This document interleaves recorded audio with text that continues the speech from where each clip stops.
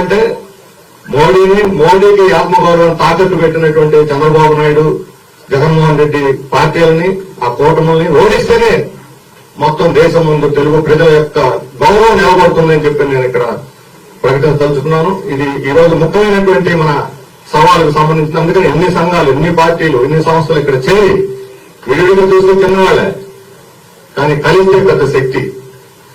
చలిజీవులు చేత చిక్కి బలవంతమైన సర్పమైన చావదే సుమతి అన్నారు పెద్దలు. ఈ చలిజీవుల చేతులు ఇది చావక తప్పదు, ఎన్డీఏ గద్దె దిగ తప్పదు అనేటువంటి తెలుగు ప్రజలు ఈరోజు రుజువు చేయాలి.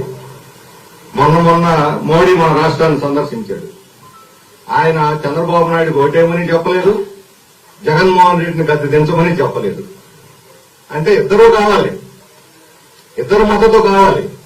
ఇంత నగ్నంగా, ఇంత బహిరంగంగా ఈ రెండు పార్టీలను చేతిలో పెట్టుకుని తోలుబొమ్మలు ఆడిస్తున్నట్టు ఆడిస్తూ ఉంటే, వీళ్ళు తోకాడిస్తూ ఆయన వెనక తిరుగుతూ ఉంటే, వీళ్ళను బలపరిచేటువంటిది సిగ్గుతో మనం సిగ్గుపడాలి, తెలుగు ప్రజలు సిగ్గుపడాలి. వీళ్ళని బలపరుస్తున్నందుకు ఏం చెప్పాడు ఆయన? 10 ఏళ్లలో ఏం సాధించాలని చెప్పాడు?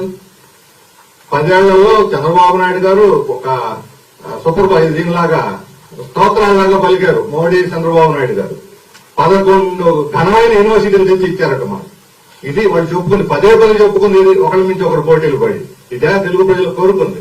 వాటికి కూడా క్యాంపస్లో, వాటికి ఫ్యాకల్టీ లేదు, వాటికి గుర్తింపు లేదు. నేను విజయవాడలో, ఆయన చెబుతున్నాడు, విజయవాడలో నేషనల్ ఇన్స్టిట్యూట్ ఆఫ్ డిజైన్ అని పెట్టారు. ఎక్కడైనా ఎత్తుకోవాల్సి వస్తుంది, ఎక్కడ మా వాళ్ళందరినీ అడిగాను ఎక్కడుందని, ఎత్తుకోవాల్సి వస్తున్నారు. మాట ఇటువంటి అపభ్రంశపు మాటలు చెప్పి ప్రజలను ఆకర్షించాలనుకుంటే ఎక్కడ సాధ్యత?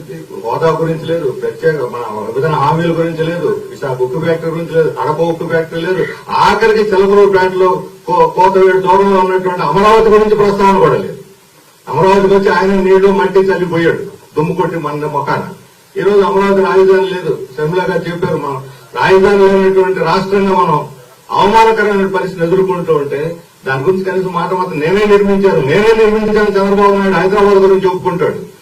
బహుశా రేపు పొద్దున ఎన్నికల ప్రచారంలో గోల్కొండ, చార్మినార్ కూడా నేనే నిర్మించానని చెబుతాడేమో. హైదరాబాద్, విశాఖపట్నం లాంటి మహానగరాలు నిర్మించడానికి కారణం ఆ రోజు నిజాం నవాబు, బ్రిటిష్ వాళ్ళ నుంచి పోరాడినటువంటి స్వాతంత్ర సమరయోధులు, కమ్యూనిస్ట్ పార్టీ నిజాం సమరయోధులకు వ్యతిరేకంగా పోరాడి హైదరాబాద్ రిమూవ్ చేసి కమ్యూనిస్ట్ పార్టీ అగ్రభాగం నిలబెట్టింది హైదరాబాద్. ఆ తర్వాత నెహ్రూ విజన్, ప్రభుత్వ రంగాన్ని తెచ్చి నెహ్రూ విజన్ హైదరాబాద్ విషయానికి ప్రాణం పోసింది. మూడో శక్తి సోవియట్ యూనియన్. ఆ రోజు కమ్యూనిస్ట్ రాజ్యం సోవియట్ యూనియన్ మన టెక్నాలజీ నిస్వార్థంగా సహాయం చేసి ఈ రోజు విశాఖపట్నం మొత్తం వాళ్ళ టెక్నాలజీ మీద నడుస్తున్నది. హైదరాబాద్ ప్రభుత్వ రంగంతో వాళ్ళ టెక్నాలజీ. ఇప్పుడు కొత్త టెక్నాలజీ ఏమి రాలేదైనా, మన 5G కేవటానికి అడుగు తింటున్నాం. ఆర్టిఫిషియల్ ఇంటెలిజెన్స్ లో వాళ్ళు దిక్కులు చూస్తా ఉన్నాము. క్వాంటమ్ కంప్యూటర్స్ లో ఎక్కడున్నాం మనం? ఏ టెక్నాలజీలో మనం అడ్వాన్స్ లో ఉన్నాం చెప్పండి. 10 ఏళ్లలో ఏం తెచ్చిచ్చారు? చివరికి న్యూక్లియర్ సైన్స్ తో సహా ఏం తెచ్చిచ్చారు మనకి?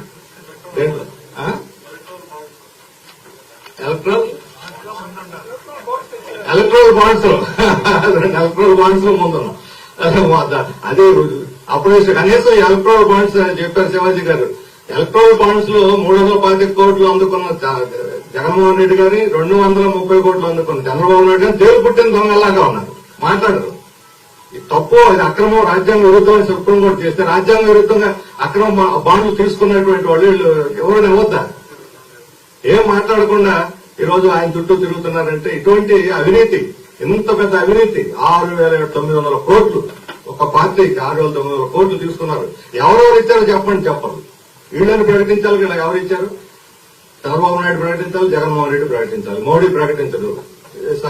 కాబట్టి అవినీతి నేను నిజాయితీ పని చెప్పుకుంటూ ఉపయోగం. అవినీతిలో ఆరితేరిన చక్రవర్తిలో చక్రవర్తి అనుకోవాలి. అవినీతి చక్రవర్తి ఈరోజు మోడీ. అవినీతి మహాచక్రవర్తి, మామూలు చక్రవర్తి కాదు. కంటికి కనపడిన విధంగా దేశాన్ని దోచేసి వాళ్ళందరికీ, అదాని అంబానీలకు అందరికీ దోచి మన ఆంధ్రప్రదేశ్ కూడా ఫైనాన్స్ మార్కెట్లు అమ్మేస్తున్నారు. పోర్టులు అమ్మి, రోడ్లు అమ్మి, అడవులు అమ్మి, భూములన్నీ కట్టబెట్టిన తర్వాత ఆంధ్రప్రదేశ్ ఎక్కడ ఉంది? దిక్కు దివాణం లేకుండా మిగిలిపోతుంది ఆంధ్రప్రదేశ్.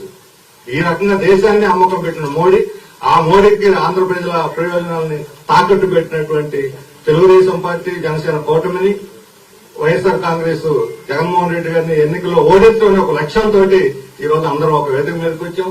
షర్మిలా గారు చెప్పినట్లుగా మేమందరం కూడా మాట్లాడుకుని 2 అంశాలను, ఒకటి ఉమ్మడి పోరాటం. ఇక్కడ లాజిస్టిక్స్ మన వాడు బాగా ఆర్టికులేట్ గా పెట్టారు. విజయరావు గారు అనుకుంటా రాసింది ప్రోగ్రామ్, శోభనాశ్వరరావు గారు కూడా రాశారు, చెప్పారు. ఈ ప్రోగ్రాం ప్రజల్లోకి తీసుకుపోయి ఈ ప్రజల సంక్షేమానికి సంబంధించి, రాష్ట్ర అభివృద్ధికి సంబంధించిన అంశాలతో పాటు దీనికి ఆతంకంగా ఉన్న వాళ్ళని ఓడించడానికి ఈ పార్టీలు సీట్ల సర్దుబాటు కూడా చేసుకుని ఉమ్మడిగా ప్రజల ముందుకు రేపు పోవాల్సినటువంటి ఆవశ్యకత ఉంది. అందుకు చర్చలు, సన్నాహాలు కూడా జరుగుతున్నాయి. మేమందరం కూడా ప్రజల ముందుకు వచ్చి ప్రజలకు ఈ రాష్ట్రానికి ఒక మార్గం చూపడానికి కలిసికట్టుగా పోరాడతామని చెప్పని నేను హామీ ఇస్తూ మరోసారి చొరవ తీసుకున్న శోభనాశ్వరరావు గారికి, విజయరావు గారికి, హాజరైన పెద్దలందరూ కూడా ధన్యవాదాలు తెలియజేస్తూ